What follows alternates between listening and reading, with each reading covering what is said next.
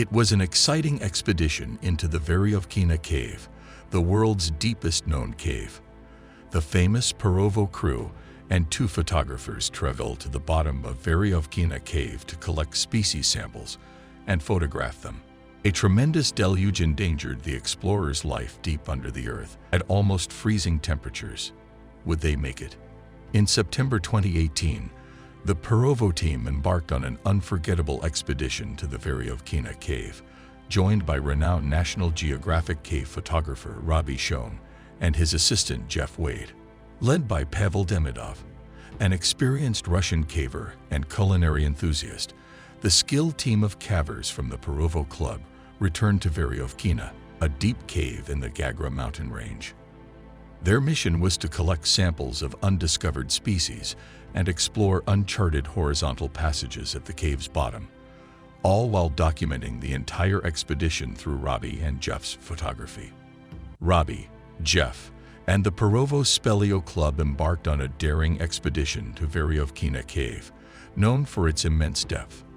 After 4 days of grueling travel, they'd reached Camp 6, nestled 6,900 feet deep within the cave.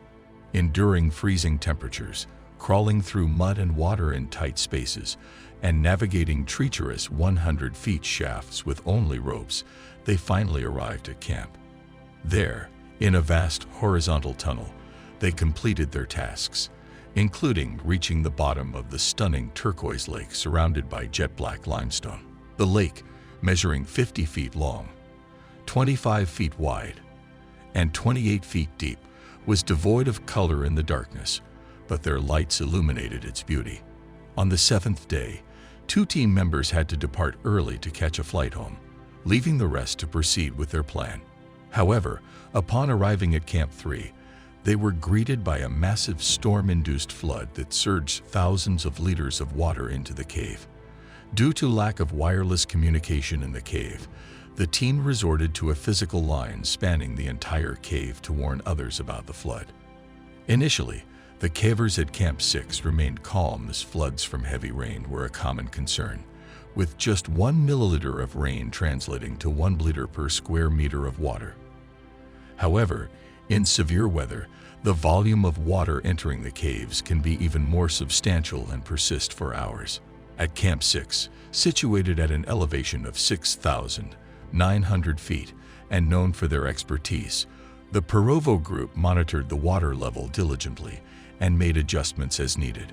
Located away from the main vertical shaft and seemingly safe from harm, they were confident that even if the water reached them, it would have to fill up 300 feet of passages before it could pose a threat. However, just half an hour after receiving the call, the cavers heard a deafening rumble that grew louder, like an approaching train. Robbie, cooking breakfast, and the other cavers rushed out to witness a deluge gushing down the vertical shaft, surprising them all. Despite his limited experience, Robbie tried to remain composed in the face of the overwhelming flood that took them by surprise in an area that had been dry before. With no change in the water level for 2 hours, a team member heard gurgling from a hole near the tent. Despite no visible water, they informed team leader Pavel, who went to investigate a nearby siphon. When he returned, they found that the water had risen rapidly, almost overflowing from the hole.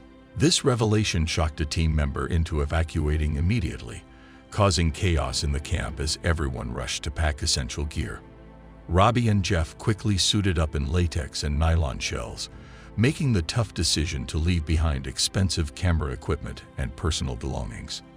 After securing their memory cards, they called Jeff and began their ascent from Camp 6, leaving the Russians behind. The rest of the Perovo team would wait for their leader before following suit. Robbie and Jeff encountered a narrow passage that used to be a spacious chamber, but was now almost fully submerged on their way. Water was pouring into the cave from above, causing an overwhelming deluge. Despite the pressure, Robbie secured himself to a rope and began ascending, bowing his head to create a small air pocket beneath his helmet. The rush of water was suffocating, but he persevered, focusing on the white rope and moving his ascenders rhythmically. Finally, he reached an area with a small outcropping where he could step out of the waterfall and look up. He noticed the rope led to a small hole from which water gushed out forcefully, seemingly impossible to pass through.